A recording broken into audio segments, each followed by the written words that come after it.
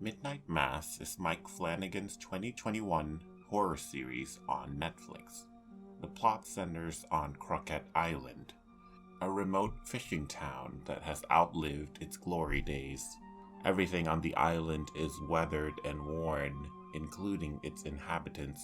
The small town will be forever changed with the mysterious arrival of a charismatic priest who brings with him great and terrible gifts. Midnight Mass is a major departure from Mike Flanagan's other shows that he's done for Netflix, the other two being The Haunting of Hill House and The Haunting of Bly Manor. While all the stories are horror stories, the haunting shows are obviously about hauntings, ghosts, and haunted houses. Midnight Mass is a completely different genre of horror, something more akin to a biblical horror story. Religion permeates every facet of the show. It is ingrained in the plot, the setting, and all the characters. It is so interwoven with its horror elements that it would be impossible to examine the show without examining some parts of religion. The show mainly focuses on Christianity, but all the Abrahamic religions are referenced in the show. This video will be my first video into Midnight Mass, and I will be verbalizing some initial thoughts I had regarding the show and how it examines religion and horror. So there will be major spoilers ahead, but I will not be summarizing as much as my other character analysis videos. While the show is using religion to tell a horror story, it is not a straight admonishment of religion or Christianity. It is, however, a sharp rebuke and critique of those who would use religion as justification for selfish, homicidal, and cruel actions. The show actually presents religion as common ground, a foundation for the story. The show does this by using its characters and juxtaposing their religious journeys and their character arcs. Two characters in particular are in opposition yet parallel journeys to one another, Father Paul Hill and the other being Riley Flynn. I know Father Paul Hill's true identity is really Monsignor John Michael Pruitt, but for this video I will just refer to him as Father Paul. Both characters arrived to the island around the same time, but their purposes for their return are direct inverses of one another. Riley Flynn has lost his way in life after killing a young woman while driving drunk. He is sent to prison, and upon his release, has lost everything he had worked towards, and returns to Crockett Island because he has nowhere else to go. Once a religious man, Riley has lost his faith and is spiritually broken. He does not know what to do with his life and is aimless. Father Paul, on the other hand, comes to Crockett Island with very specific missions in mind. He brings with him the miracles bestowed by his angel. He plans to reinvigorate the town and is filled with religious fervor. He is extremely motivated to bring change to the dying town, and he believes he could be a positive change for good. Father Paul is confident and steadfast in his mission, and seems to be the man with all the answers. There is an interesting scene where Riley and Father Paul are meeting for the first Crockett AA session that clearly verbalizes their inner thoughts and state of mind. This being an AA meeting, the subject of alcohol is at the focus of the conversation. Father Paul postulates that alcohol is neither evil nor good. He argues that it is a neutral thing. Good or evil is the result of people's reaction and interaction with alcohol. Quote, alcohol, that isn't good or bad. The same with guilt, grief, suffering. It just depends on what we do with it. End quote. Father Paul even gets Riley to concede that alcohol itself may be a neutral thing. I believe this neutrality is at the heart of the story's philosophy. Religion is neither good or bad. It can uplift, but it can also do great harm when done without care. Most people who drink do not become alcoholics, and a majority of the time, alcohol is a substance that can facilitate joy, happiness, and a sense of community. Weddings, parties, and churches are just a few examples of this. The latter is depicted quite often in the show, and wine is a major plot device used when Father Paul performs his communions, further strengthening the analogy being made between alcohol and religion. The analogy is, of course, not perfect, but it will be brought up multiple times throughout the show, in dialogue and visual symbolism, so there is definitely a connection being made by the writers here. Riley concedes that even if alcohol is neutral, reactions and abuse of it is evil. As a result of his alcoholism, he has killed a young woman. At first, Riley seems to separate his true self from his alcoholic self, referring to his drunken state as another person that has caused him great suffering. But after pained reluctance, he does accept responsibility for the things he has done.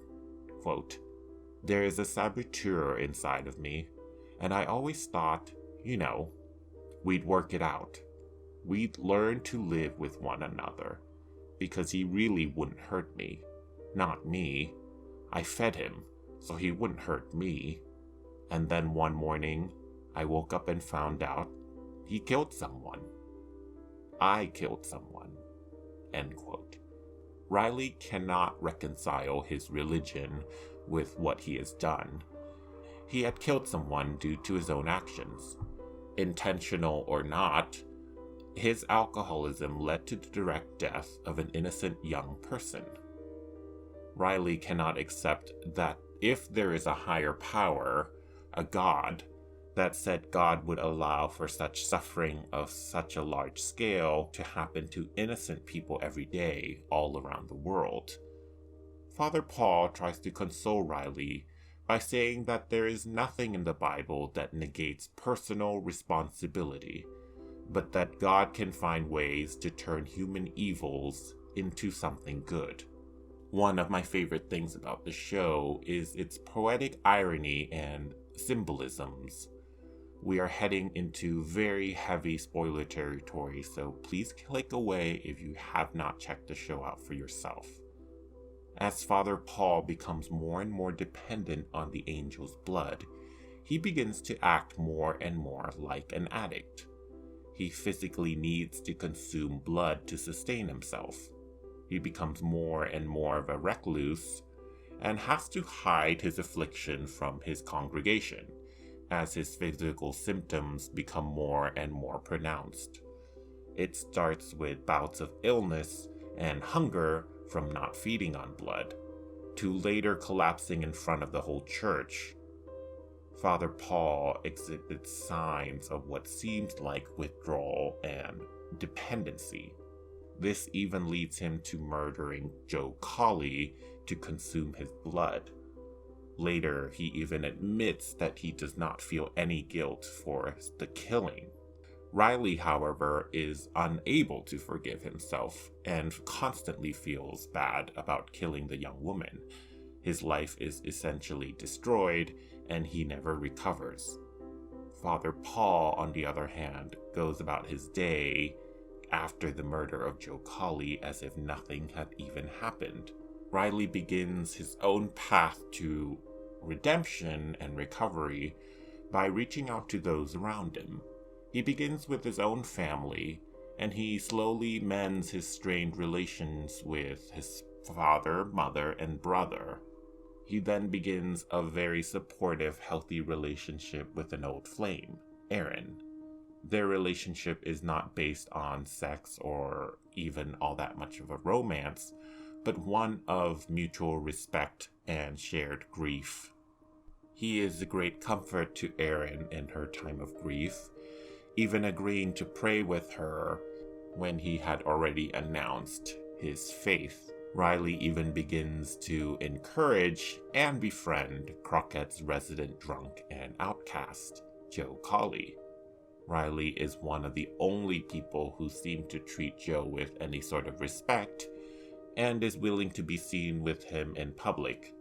Their shared experience of alcohol has created a closeness that only they can understand. Riley genuinely cares about Joe and wants them both to become better men one day.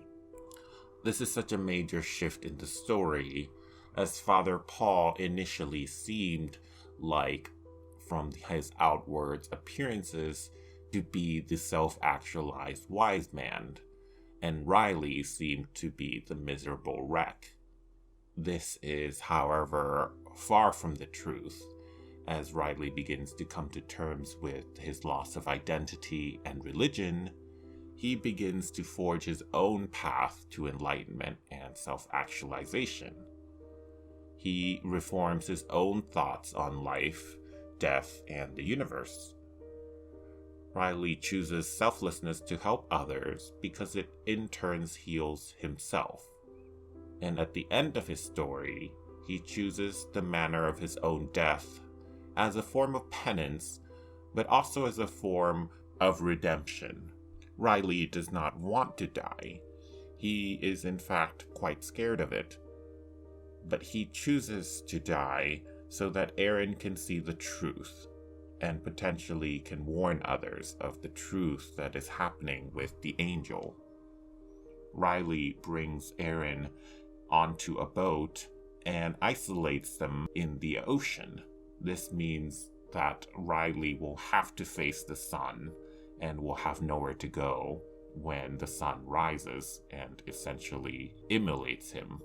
Father Paul, on the other hand, indulges himself in his own interpretations of his religion, getting drunk off of the power of the angel's gifts and losing his own sense of morality to his selfish indulgences.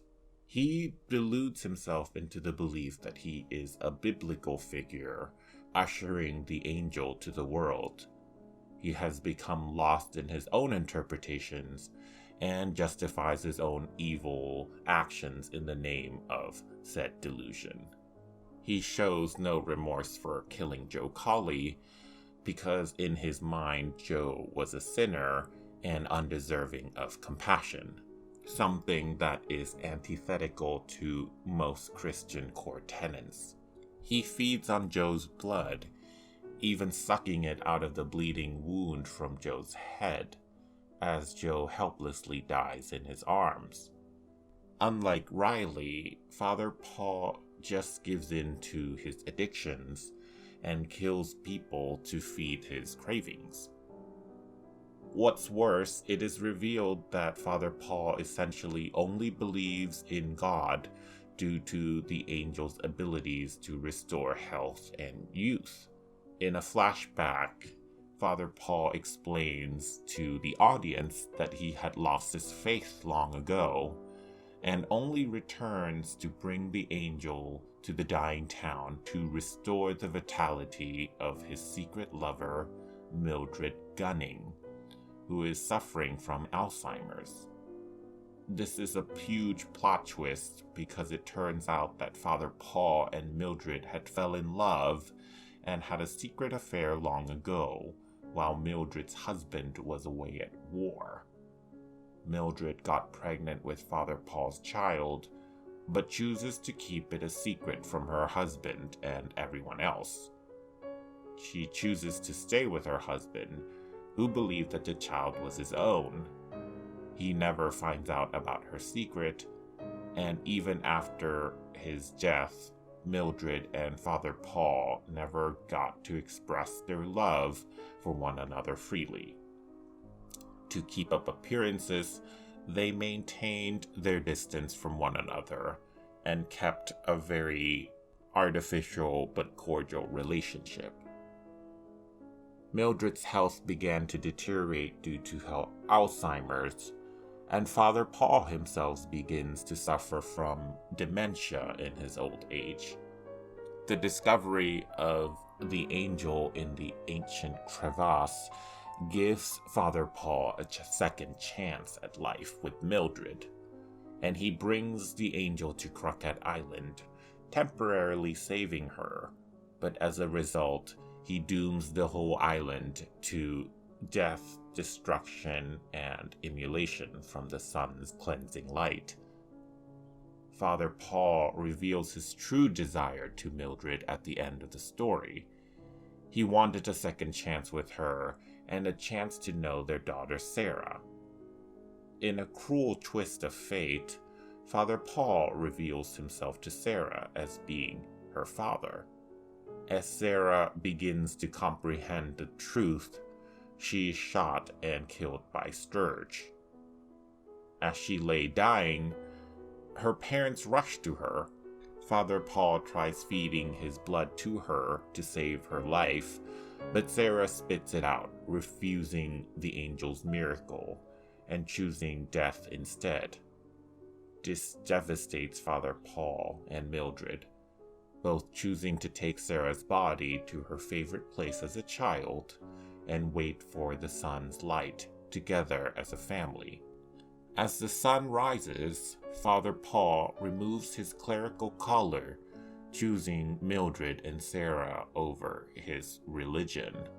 A final visual action to show that Father Paul is choosing his own way. He had confessed to Mildred before their deaths that if she had asked him a long time ago, he would have left the church with no hesitation to be with her. This rejection of his religion and accepting to face death by immolation willingly echoes Riley's journey. Father Paul and Riley essentially go on a similar spiritual journey and end up rejecting their old religions for something more of their own choosing. Both men do seem to be guided by some sort of higher power or fate. Father Paul wandering into the desert after suffering an episode of dementia, only to discover an ancient tomb with an angel hidden inside, who has the ability to restore his youth, becoming the angel's first apostle, is very biblical thematically. Riley Flynn also has prescient dreams of himself in a boat in the middle of the ocean waiting for daylight. Ever since he reconnects with Erin, he begins to see her in his dreams with him, both waiting for the sun. This is a foreshadow to his own death, where he takes Erin onto the boat with him. Right before his death, Riley also has a vision of the girl he has killed, except this time she reaches out to him and smiles. This is a major shift of how he usually sees her.